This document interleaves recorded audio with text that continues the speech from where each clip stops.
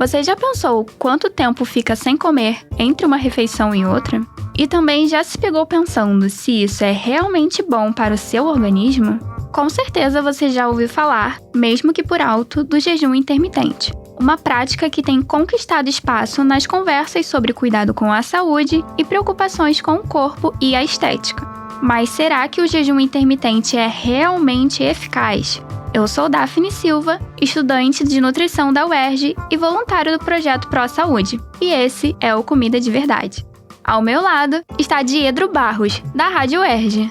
Isso, Daphne. E para falar sobre esse assunto, suas indicações e contraindicações e quais são os cuidados necessários, estamos recebendo as professoras Roseli Siquieri e Amanda Franco.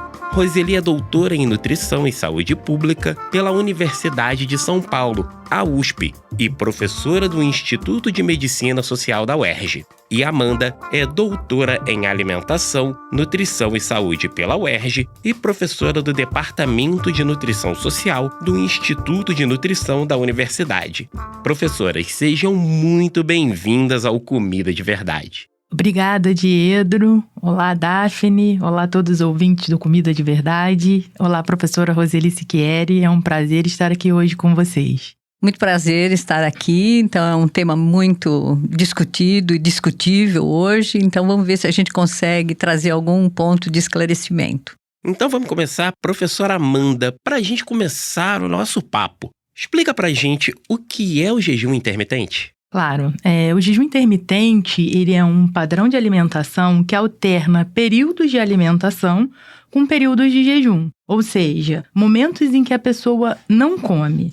Ele não determina quais alimentos comer, mas sim quando comer. Professora Roseli, existe só um tipo de jejum intermitente ou são várias formas dessa prática? São várias formas dessa prática. Todo mundo já deve ter ouvido falar de ficar um dia inteiro sem comer nada. Pode ficar 2 dias na semana e pode ficar longos períodos no mesmo dia. Eu acho que a gente vai poder aprofundar um pouco o que se sabe. Então, desde já vejam, é muito difícil saber tudo em relação a essas práticas, porque são diversas formas delas. Todas elas têm em comum o quê? Ficar longos períodos, mais do que 12 horas, sem consumir nenhum alimento. Mas me fala uma coisa, professora Roseli, essa variedade de formas de jejum intermitente, elas têm alguma coisa em comum? Como é que a gente pode explicar para quem está nos ouvindo como funcionam essas formas diferentes de jejum intermitente? Bom, a origem disso, como vocês devem saber, quase toda religião tem alguma coisa de jejum, né? Então, as primeiras ideias vêm dessas manifestações religiosas. E depois isso foi criando um tom mais científico com várias possibilidades.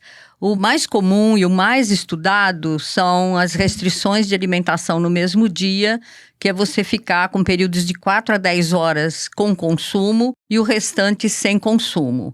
A base disso, é interessante, é que você tem uma reserva de glicogênio, que é a energia que é liberada pelo fígado, que dura mais ou menos 12 horas quando você não come. Um jejum normal, quando você vai fazer um exame, por exemplo, as pessoas falam para você fazer um jejum. Depois disso, o nosso organismo lança a mão, né, de digerir outros fontes de energia, que são as gorduras. Então, por trás disso tem essa ciência, né, de como os nutrientes são metabolizados. Então, mais do que 12 horas de jejum sempre vai fazer com que você quebre, além dos carboidratos que estavam lá disponíveis, você vai quebrar outras formas de gerar energia.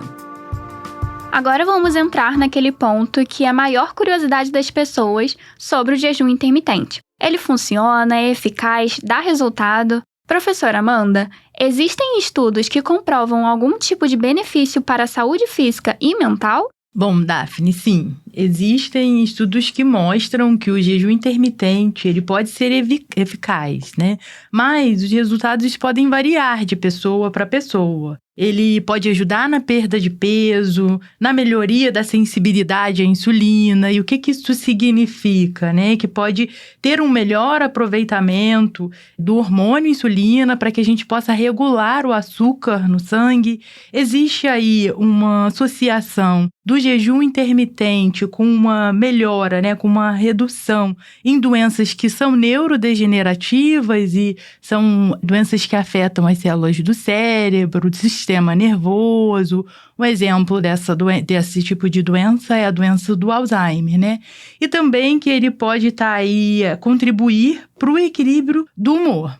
Só que é importante que a gente entenda que o jejum intermitente ele não é uma estratégia milagrosa e não vai funcionar da mesma forma para todas as pessoas. O mais importante é que a gente pense na alimentação equilibrada e que seja sustentável a longo prazo. Mas uma questão que é muito perguntada pelas pessoas que têm interesse em fazer jejum intermitente. Existe diferença entre essa prática para uma dieta normal?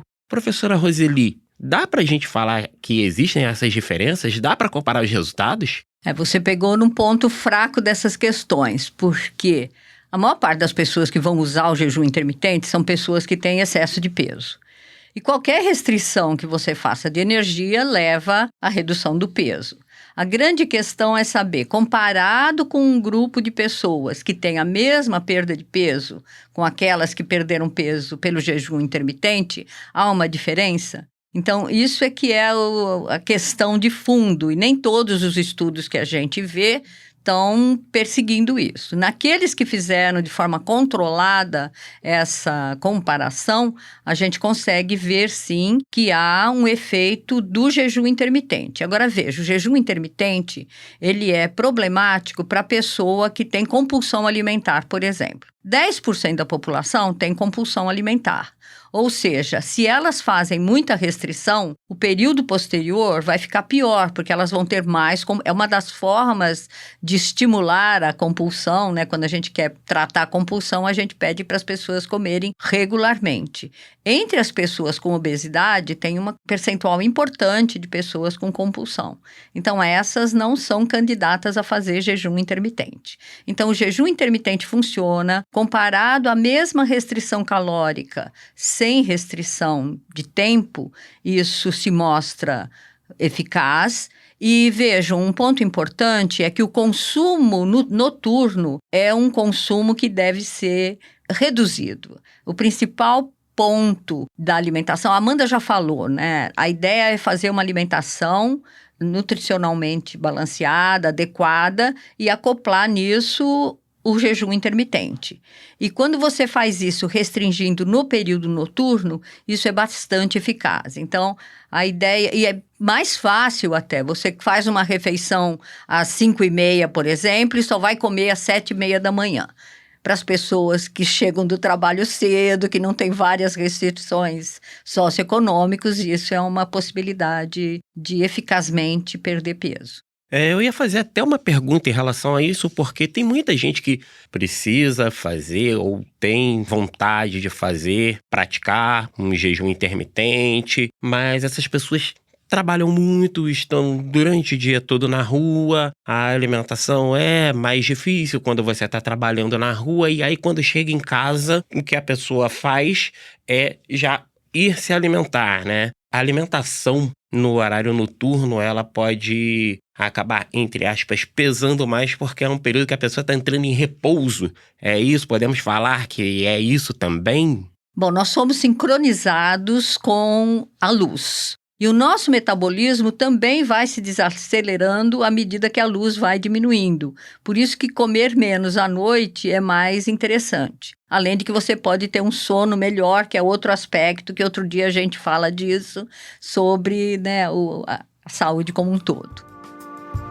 A gente conseguiu esclarecer bastante coisa até agora, né? Mas vamos falar para a pessoa que está a fim de fazer uma dieta e se interessa pelo jejum intermitente. Professora Roseli, existe alguma forma segura de seguir essa prática? Primeiro, antes de pensar em fazer jejum intermitente, pensem em comer de forma adequada. O que é isso? Comam como seus avós comiam, né? Nada de produto ultraprocessado, qualquer coisa que tem muito vermelho, muito amarelo, né? Naquelas coisas brilhantes, a gente já sabe que é ultraprocessado. Então, o primeiro passo é você ter uma alimentação saudável. A isso você acopla o jejum intermitente. De preferência, eu diria, restringindo o consumo noturno, tentando comer precocemente à noite e tomar um café da manhã um pouquinho mais tarde. Eu não gosto muito desses regimes 2x5, ficar 2 dias sem comer, 5 dias. Qualquer coisa muito extrema, eu acho que é bem inadequado. Ótima colocação, professora Roseli. Professora Amanda, como a pessoa pode ter atenção no período de jejum? Dá para conciliar o jejum com atividades físicas, por exemplo?